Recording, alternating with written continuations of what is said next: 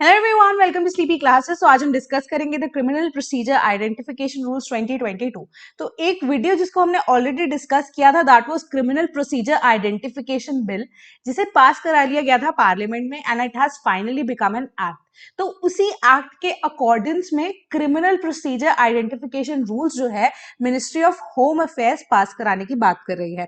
सो अब ये अभी जो रूल्स है it is in a draft form, यानी कि they are still to be pass by the parliament, but still बहुत ज्यादा कॉन्ट्राडिक्टरी है ये अपने आप में ही रूल्स। अब कैसे वो जान लेते हैं। सबसे पहली चीज जो हम डिस्कस करेंगे आज, जो फीचर्स है इन रूल्स के क्या है, ठीक है, इश्यूज क्या क्या आ रहे हैं एंड फाइनली एनालिसिस क्या कहता है। सो सबसे पहले अगर हम बात करें फीचर्स की, या अगर मैं आपको अबाउट ही बता दूं कि जो एक्ट है, जो क्रिमिनल प्रोसीजर आइडेंटिफिकेशन एक्ट है, ये क्या करना चाह रहा था बेसिकली कि आइडेंटिफाइबल इंफॉर्मेशन जो है उसे कलेक्ट करे। एंड साथ ही साथ इन जो एक्ट था हमारा, इसने किसे रिप्लेस किया, आइडेंटिफिकेशन ऑफ प्रिजनर्स एक्ट 1920, काफी पुराना एक्ट था। तो अब हमारे नए लॉ के हिसाब से अगर हम बात करें, या जो नई सिचुएशन के हिसाब से, नए डायनामिक्स के हिसाब से, एक नया हमें एक्ट की जरूरत थी। एंड साथ ही साथ इसने क्या किया था, एक्सपैंड कर दिया था एम्बिट को। एम्बिट को एक्सपैंड करने की जब बात कर रहे हैं कि हम इनिशियली सिर्फ थंबप्रिंट, फिंगरप्रिंट्स की, या फिर अगर हम ब्लड सैंपल्स की बात कर रहे हैं, बट अब हम यहाँ पे क्या कर रहे हैं, डिजिटलाइजेशन की बात भी कर रहे हैं ना, कि the same data will be stored in a particular format. वो चीज ये एक्ट बता रहा था। एंड साथ ही साथ जो manner of taking certain information जो है वो भी चेंज हो जाती है। सो बेसिकली जो एम्बिट है पुराने एक्ट का, उसे एक्सपैंड किया जा रहा था। तो अब ये जो रूल्स है, ये इनका की फीचर्स क्या क्या है। सबसे पहली चीज कि जो ये रूल्स है, इसमें 5 ऐसे फर्दर रूल्स जो हैं वो बताए जा रहे हैं कि जो एक्ट के अकॉर्डिंग्स में सारी इन्फॉर्मेशन तो यही हमें कह रही थी ना बेसिकली, कि जो आप मेजरमेंट्स है वो ले सकते हैं हर एक व्यक्ति की जो कि कॉन्विक्ट है, राइट। तो अब ये जो रूल्स है फर्दर उस एक्ट को और भी ज्यादा स्पेसिफाई कर देता है कि अब ये जो एक्ट है इसके रूल्स क्या फर्दर हो सकते हैं। जैसे हम कोड ऑफ सिविल प्रोसीजर पढ़ते हैं, है ना, तो हमारे पास एक सिंपल एक्ट होता है, उसके बाद हम वहां पे अगर हम थोड़ा सा बुक अगर आपने देखी होगी तो बाद में अगर हम देखें वहां पे ऑर्डर्स भी होते हैं, राइट। सो ऑर्डर्स के फर्दर क्या होते हैं, रूल्स भी होते हैं। सो सीपीसी की जब हम बात करते हैं particularly, so what happens is कि हमारे पास इनिशियली एक्ट है, यानी कि सेक्शंस दिए होते हैं, सेक्शंस के बाद we have orders and orders का फर्दर जो है रूल्स होते हैं। तो सिमिलरली कोई एक एक्ट है जैसे, अब एक्ट में जो सेक्शंस है इसके अलावा जो है फर्दर रूल्स जो है स्पेसिफाई किए हैं कि वो रूल्स क्या क्या है फर्दर।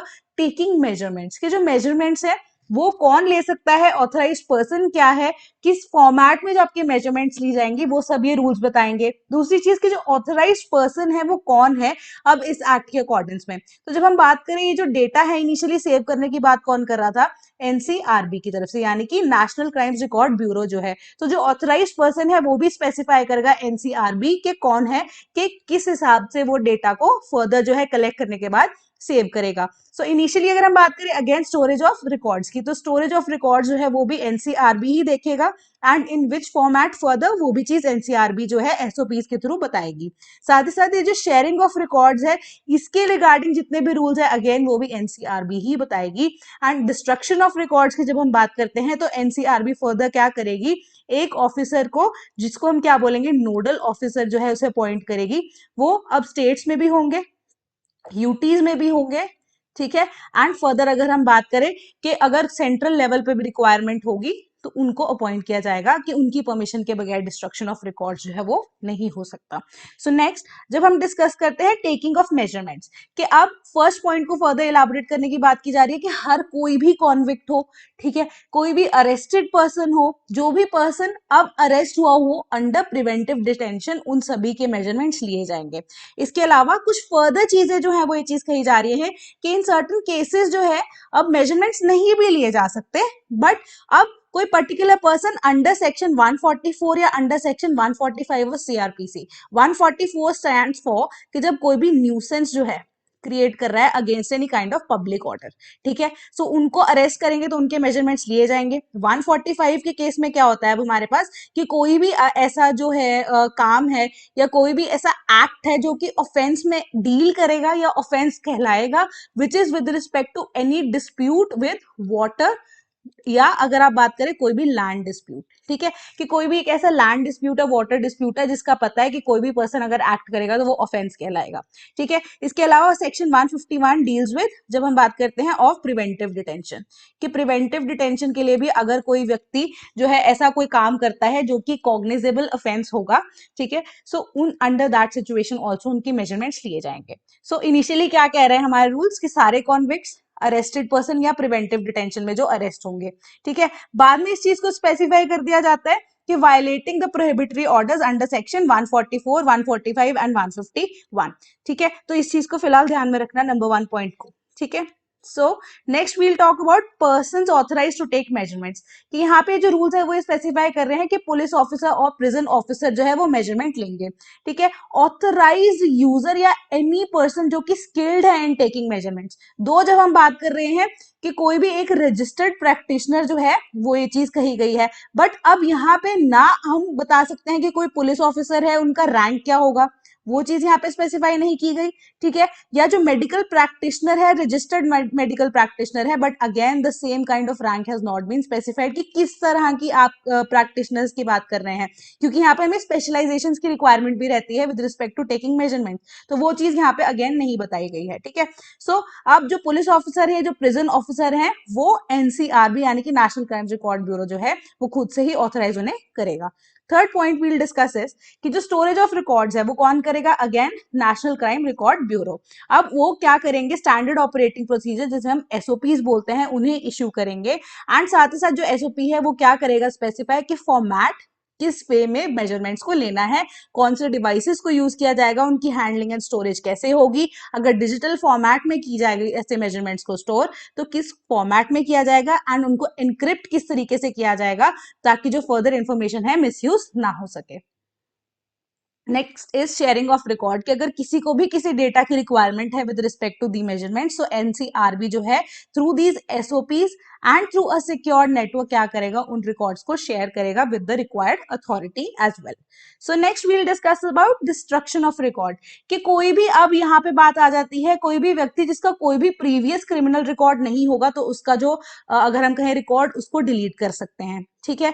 या ऐसे व्यक्ति जिनको विदाउट ट्रायल रिलीज कर दिया गया है, ठीक है, या उनको कोर्ट ने ही एक्विट कर दिया है तो उनका डेटा भी जो है वो इरेज कर दिया जाएगा। इसके अलावा एनसीआरबी जो एसओपीज इशू कर रही है उसके थ्रू जो है वहां पे एक प्रोसीजर जो है वो ले डाउन किया गया है, वो क्या है कि एक नोडल ऑफिसर जो है अगेन स्टेट लेवल पे, सेंट्रल लेवल पे, यूटी लेवल पे, वो क्या करेंगे, उन्हें नियुक्त किया जाएगा, अपॉइंट किया जाएगा, जो कि वेरीफाई कर पाएंगे कि किसी भी व्यक्ति का जो रिकॉर्ड डिस्ट्रॉय करने लायक है भी या नहीं। सो नेक्स्ट यहाँ पे अगर हम डिस्कस करें की इश्यूज क्या क्या है, तो अब आप ये देख रहे होंगे कि इनिशियली हमें ये चीज कही गई थी कि कोई भी व्यक्ति जो अरेस्ट होगा उसके मेजरमेंट्स लिए जाएंगे, लेटर ऑन जो है फर्दर बाइफर्केशन कर दी यहाँ पे किस चीज की, कि 145 हो गया हमारे पास, 144 हो गया, या 151 ऑफ सीआरपीसी होगा तो भी उसके मेजरमेंट्स लिए जाएंगे, ठीक है। तो बेसिकली यहाँ पे अगर हमारा कोई पर्सनल डेटा, पर्सनल मेजरमेंट ले रहा है तो वो आर्टिकल 21 हमारे राइट टू प्रिवेसी के अगेंस्ट जो है अगर हम देखें वो जा रहा है, ठीक है। एंड कुछ चीजें ऐसी हैं कि जो beyond the scope of the act यहाँ पे रूल्स जो है वो चीज बताई जा रही है, वो मैं लेटर ऑन डिस्कस करूंगी। एंड साथ ही साथ एक्सेसिव डेलीगेशन जो है उसका प्रॉब्लम भी आ रहा है, ठीक है। एंड साथ ही साथ प्रॉब्लम आ रही है records to be destroyed on request की। सो अगेन सबसे पहले अगर हम इशू डिस्कस करते हैं rules going beyond the scope of the act, पहली चीज कि restricting the instances where measurements may be taken, तो यही पॉइंट नंबर 1 जो मैंने आपको कहा था याद रखना, कि इनिशियली कहा गया कि हर एक कॉन्विक्ट, ठीक है, हर एक कॉन्विक्ट या जो अगर हम कहें प्रिवेंटिव डिटेंशन के लिए भी है उनका भी मेजरमेंट लिया जाएगा। तो अब इस पहले ये कहा जा रहा है कि हाँ, कि हर एक व्यक्ति जो अरेस्ट हो रहा है उसके मेजरमेंट्स लिए जाएंगे, लेटर ऑन कहा जा रहा है कि 144, 145, ठीक है, या अगर हम कहें 151 ऑफ सीआरपीसी सिर्फ उन्हीं के मेजरमेंट्स लिए जाएंगे, तो ठीक है।